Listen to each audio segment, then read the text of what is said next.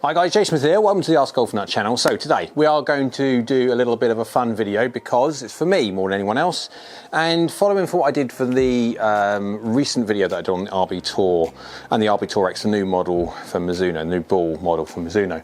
I was kind of noticing some things in there and I thought to myself, am I missing out on some free performance? So I used to play the old RB Tour, so not the Tour X. The Tour X used to spin a bit more. I used to play the slightly lower spinning RB Tour, but if you compare that to the modern day one, the revised model, the 99 prototypes later model, the new ball is sitting basically between a Titleist Pro V1 and an AVX, and then the new Tour X is sitting more along where the old Tour that I'm used to use and still do sits. So I'm going to do a gap test, and I've got all my golf clubs laid out down here ready to go, and I'm going to do from 58-degree wedges all up to driver. I'm going to do it on time lapse because obviously if not, this video will be ages you watching me hit on how many shots with both balls, to see if there's any free distance I can have out of just changing golf ball. Now, okay, at my level, I'm looking for every single little bit of help that I can get from equipment, whether it be ball or clubs or anything else like that. When it comes to the amateurs, what I used to call them is like mistake bubbles. So when you're just starting at golf, you have massive mistake bubbles, and you can get better very, very quickly by popping one bubble. It's massive and it allows you to get much better quite quick. And then those bubbles become smaller and smaller as you get better and better, to a point of where you get around a single figure handicap, very close to scratch, and you have to pop a lot of bubbles to get that one extra shot. So I'm looking for just some free help, free performance if I can. I'm going to do it on time lapse. I'm going to go change some data sets and stuff like that, so we can make sure we can get a split between the old ball and the new ball. So let's get hitting.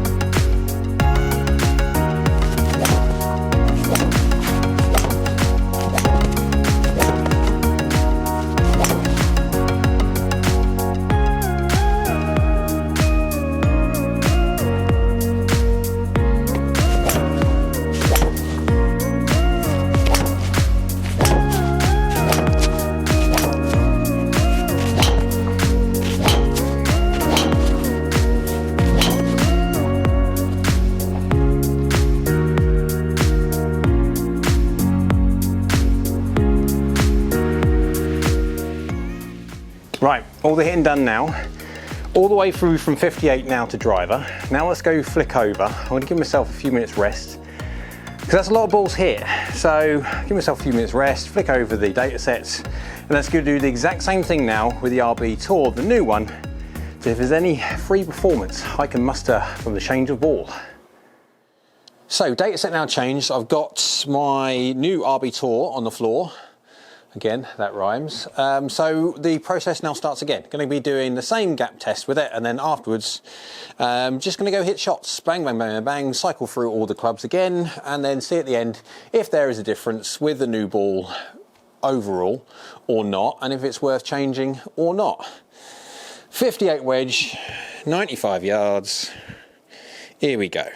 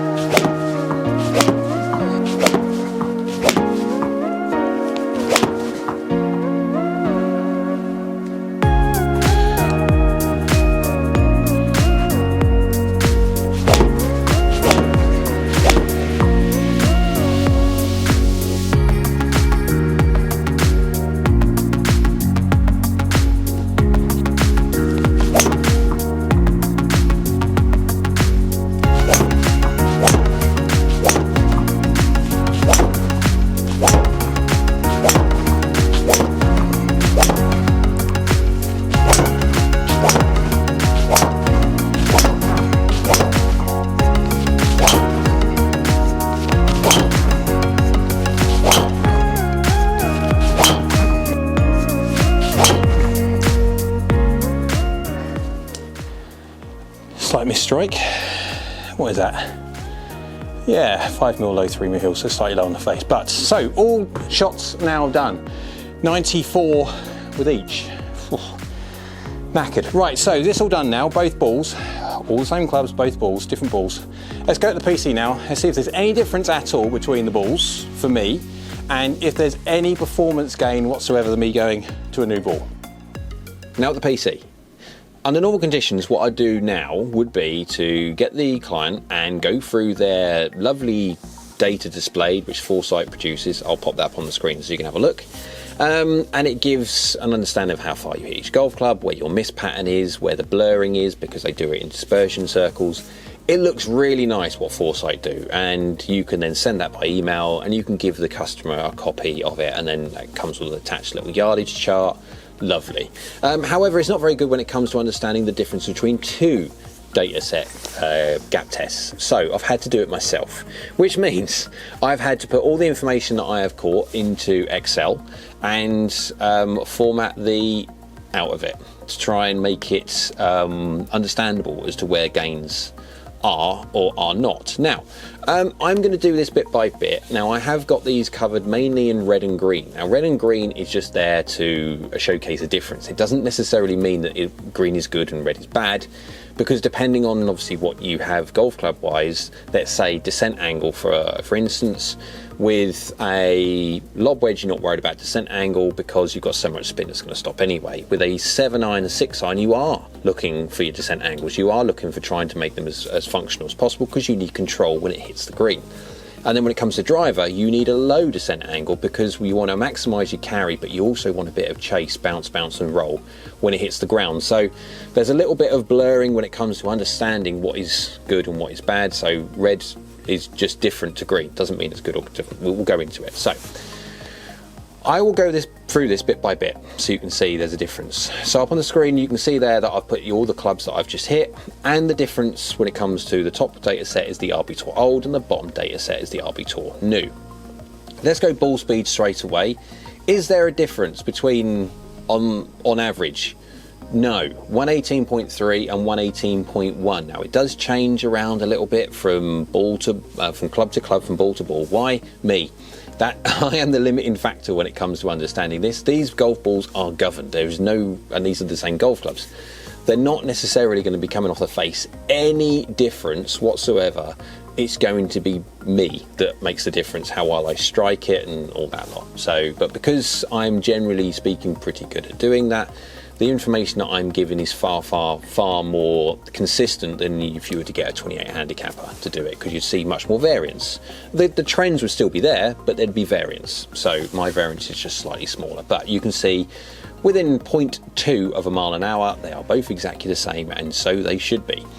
Launch angle. Now there is a difference when it comes to launch angle, because I'm very good at being able to maintain the same levels of loft throughout the whole thing, and so any differences that I see in launch data is based on effectively what the difference is within the ball is, or if I'm testing golf clubs, what the difference in the centre of gravity is of a golf club to launch the golf ball differently. Now I'm using the same golf clubs, so the differences is in the ball, and you can see there when you get to 7-iron, it now starts to go green all the way through. Now, okay, the whole idea of this new ball was to try and launch a little bit lower when it comes to the higher lofted wedges to control flights and stuff like that. And then when it comes to the other side, trying to change its characteristics into a bit more of a higher launching, lower spinning, that kind of idea. And it is. I mean, if you look at from the 7-iron split down, it's gone green. Again, green doesn't mean good, it just means different. But it is, in this case, green is good because it's launching higher than its old counterpart. And because of that, it's then gaining a little bit when it comes to peak heights and stuff, but I'll go into that one in a second. But that is good. The fact that there is a pattern, the fact that it is launching lower when it comes to, generally speaking, when it comes to with loft, and then as soon as you take loft off, it's now starting to launch up. Spin. This is the biggest difference you can see. Look at that. Everything is gone green, everything's gone red. Again, it doesn't mean red is bad or green is good, it just means there's a difference. And you can see there is a distinct difference between the two golf balls. This is the biggest distinct difference really between both, because every single data set that I've got from every single golf club there has come back with a slightly lower spin with the new golf ball. Now, okay, we are talking about very small amounts. We're not talking a huge, massive difference, because remember, I was using the old Tour ball against the new Tour ball. If I was using the old Tour X golf ball, and I then changed it to the new Tour golf ball, the old Tour X golf ball spun like mental, and the old Tour still spun quite a bit, but wasn't quite as, say, bad, didn't spin quite as much. Again, bad, and yeah, you know, you've got the idea. But it is spinning on average distinctly less than the old, which in certain circumstances is brilliant. Others, again, you'll have to test yourself. Let's go, you can see by the carry difference there, you've got, apart from the very first one there with the lob wedge, it's 0.3 of a yard. It's basically exactly the same. Every single thing after that is a slight improvement. Now that slight improvement is then down to me and how well I hit it and all that lot, but you can see there's a generalized trend of there is a slight improvement. Where's that coming from? Well, generally speaking, that's coming from a slightly lower spin profile and also a slightly different change in its launch conditions, because this golf ball wants to launch slightly higher and spin slightly less, and so there you get a difference. So we go by the descent angle and the peak heights. Now when it comes to descent angle, I don't care whatsoever when it comes to a lob wedge, gap wedge, sand wedge, pitching wedge, 9-iron, because they've all got plenty of stopping power anyway, because they've got plenty of loft. I'm looking at my descent angles when it definitely comes into 7, 6, 5s and possibly 4 CLK, something like that. And then even after that, when as soon as I get into my 2 CLK and then my 3 wood and stuff, I'm not hitting it hard enough to get controllable descent angles into a green. I'm having to gauge how I'm going to hit it into a green, how soft the greens are, and so yeah, do that idea. But I'm definitely looking at the mid to higher up in the old bag, lower the numbers, to see if I can gain some free peak height and free descent angle. And if you look at the peak heights between the old and new, yes they do. The peak heights go 36, 37, 37, 37, they're going up nice and high, which then translates into a generally higher and more steeper descent angle, which is more control. When it comes to the other side though, the drivers and that lot, I must admit, when it comes to a driver, you want a shallow descent angle, because you want it to maximize carry, of course you do, but you want that bounce, bounce and roll. You want that coming in at that kind of angle, not too steep. You want bounce, bounce and roll. And because of the slightly higher launching but lower spinning, it's carrying more, but it's also going slightly higher peak height. Okay, we are talking 2 yards, and we are talking about what, 1.5 degrees in descent angle. It's not much at all. It's not even that. It's 0.5 of a degree, sorry, in descent angle. It's nothing. But you have to sort of, yeah, so what we're saying is green is not necessarily good and red's not necessarily bad. It's just depending on the golf club. So, but there's a gain there anyway. I mean, even the driver is gaining 6 yards because of the slightly higher launch angle and slightly lower spin profile. There's your 6 yards. So you can see as I scroll the rest of the thing, you can see there I've got your carry gaps, your gap difference, and your distance gain loss in percentage, because I'm getting a bit nerdy now. But you can see by the right hand side, far right hand side one, is there a gain in the new ball? Yes, there is. They're all green, which in this case does mean good, but they are all positive numbers apart from the lob wedge where it's 0.3, and of course that number is going to vary dependent on me, but what you're looking for is a consistent trend, and that consistent trend is a definite gain. It is because of the characteristics of the new golf ball. The golf ball doesn't come off the face any faster. I want to sort of to dispel any kind of myths about that one already. This golf ball is not faster than the old one. It's not faster than the Pro V1. It's not faster than any other premium golf ball out there because they're all governed. They cannot go off the golf club any faster than what they are designed to do. They're governed. However, you can, in design, change how the characteristics of that golf ball react when it hits the golf club with different amounts of loft. I won't go into the golf ball design because it would bore the pants off people, but you get my point. I'm looking for a carry gap, a consistent carry gap. So with the old golf ball, I've got 10 yards, 10 yards, 11, 12, 13, 14 yards, 13, 11, 16, 22, 14. There's my carry gap. So you can see the gap difference. I'm looking for a consistent number. Now, if there was always 11 yards between golf clubs, that gap distance or difference, sorry, would be 0, 0, 0, 0, 0. And of course it won't be. It will fluctuate very, very slightly. Me being a human, and of course me using then different lofts, especially when you get up into past 5-iron and into CLKs. But with when it comes to the screens went off. When it comes to the carry gaps with the new golf ball, I've got a slightly more consistent carry gap number. It doesn't move around. It's -1, 1, 0, 1, 0, 1, -3, yes, because I'm going, that was my MP25 iron, and that for me is my longest iron I carry because I want to see a 45-degree descent angle into a green. And so if I go to a 4, I don't hit it hard enough, being honest, to use a 4-iron functionally, and so the gapping that I will see changes. Now, you could argue, yes, I could actually strengthen up that 5-iron by a degree to try and increase or decrease the gap difference, if you know what I mean, try and hit it a little bit further and sort that side of things out. But on average, do you know what, I would say it's -2 beforehand and it's -3 now. That's well within me, as in my consistency of hit.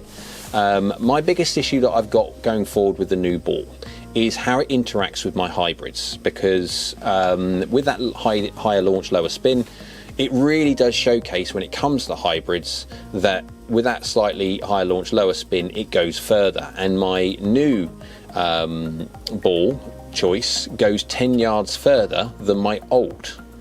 That is not to say a worry, because it's one of those things, because of the slightly higher launch and lower spin, it just so happens where it comes to the hybrids, it showcases the biggest gap difference. It's now 10 yards longer.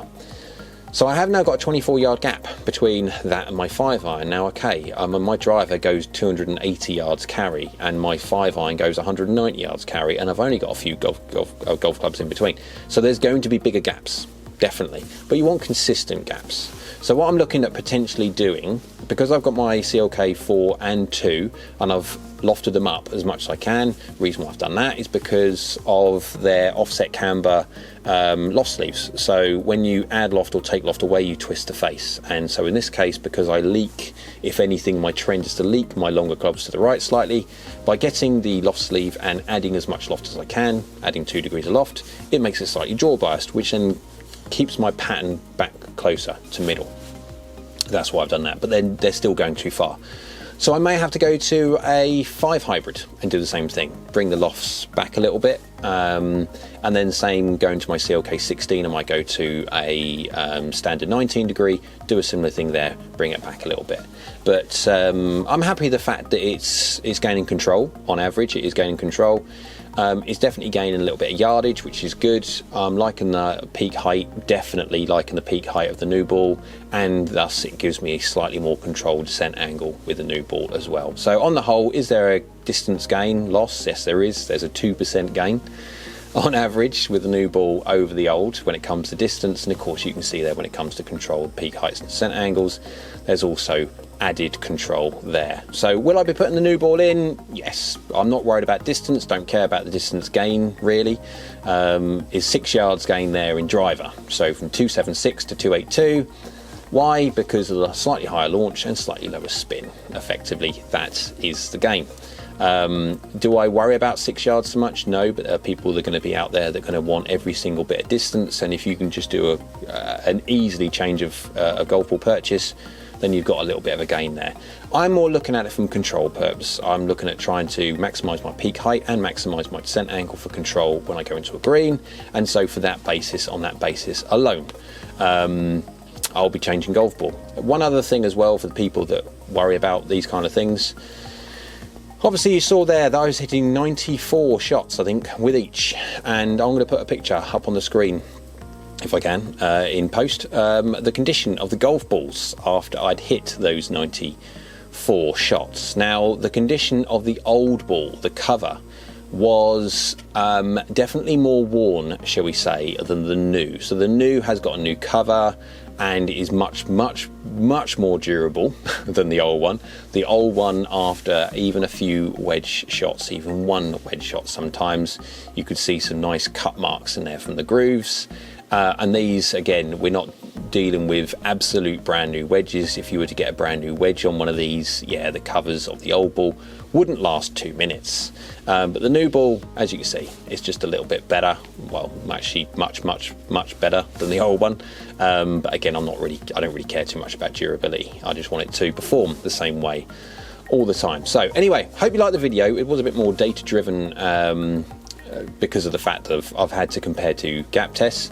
It would be nice to have used Foresight, but unfortunately Foresight as yet don't have the capacity or the facility to be able to compare to gap tests. So anyway, hope you liked it. If you did, give the old thumbs up. One of those, yeah, YouTube likes it, so do I. Next to that is a little subscribe button, little red button. Go on, click it, it's free. I like it, YouTube likes it, allows me to make more content like this. And whilst you're down there, there is a bell icon. That is a notification bell, and if you click that one, that will go on, ding-a-ling, that will give you a notification next time I upload another video. Hope you're well, and we'll see you again soon.